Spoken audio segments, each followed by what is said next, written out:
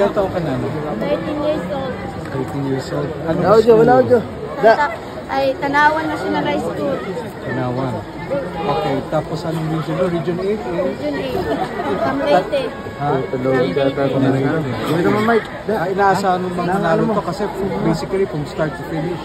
Ikaw na yan. Kasi, Sige lang po.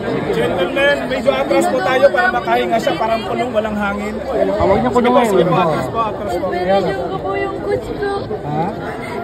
Kasi yung family ako. Bakit ka naiiyak ka na?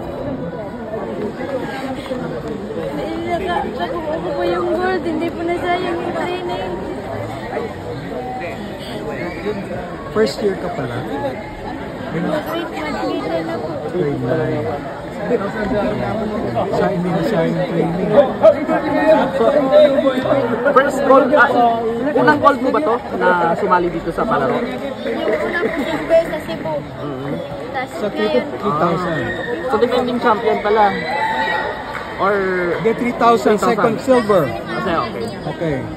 So, ano masasabi mo ngayon sa pagkapanalo mo?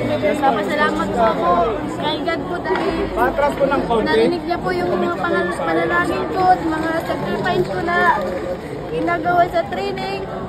Minsan po kasi kung nag-training po kasi ako, umiiyak po. Tapos yung pag-iyak ko po, ginagawa ko na po motivation po para po makuha yung gintong medalya sa palarong pambansa at pangarap ko po ng Olympic.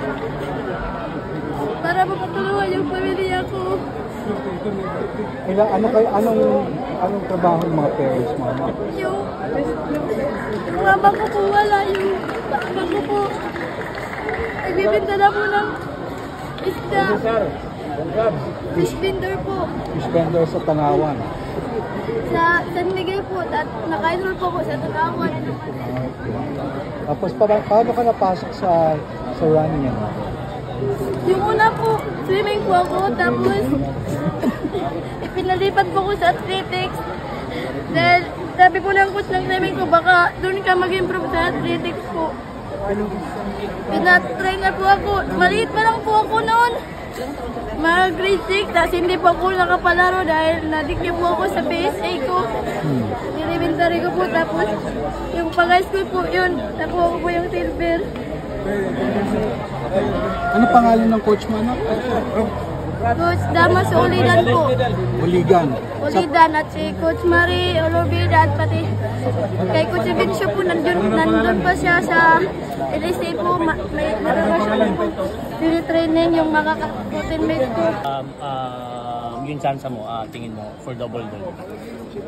I do my best po na makuha po yung gold para pangalawa ko po ito.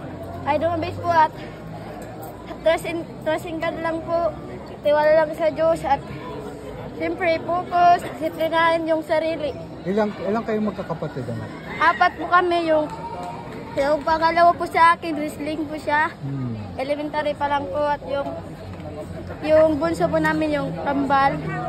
Okay. Ikaw panganay. Opo. Ano naging inspiration mo para Tumakbo malayo na yung Tumakbo panalo na. mo?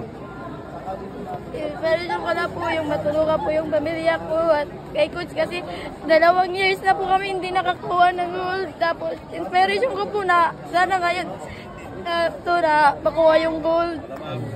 Para po kay coach at siyempre sa mga pamilya ko. Meron ba kayong incentive sa LGU pag manalo ka ng gold?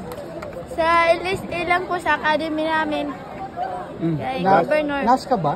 Hindi po sa LSA po sa... Leyte Sports Academy. Opo. Anong grade mo na? Mag-grade 9 na po. Anong school mo mismo? Tanawan National High School. Ilan taong ka na? 13. Mag-14 po ngayong June 5. Last year sa Cebu, nag-collapse ka after pagtawid sa finish line. Ba't naka-second ka pa rin? This time, pinaghandaan mo ba talaga ng gusto na makuha yung gold? Opo, kakaisang araw po, nagdo-double training po kami sa aga, tapos sa hapon po, yun din po.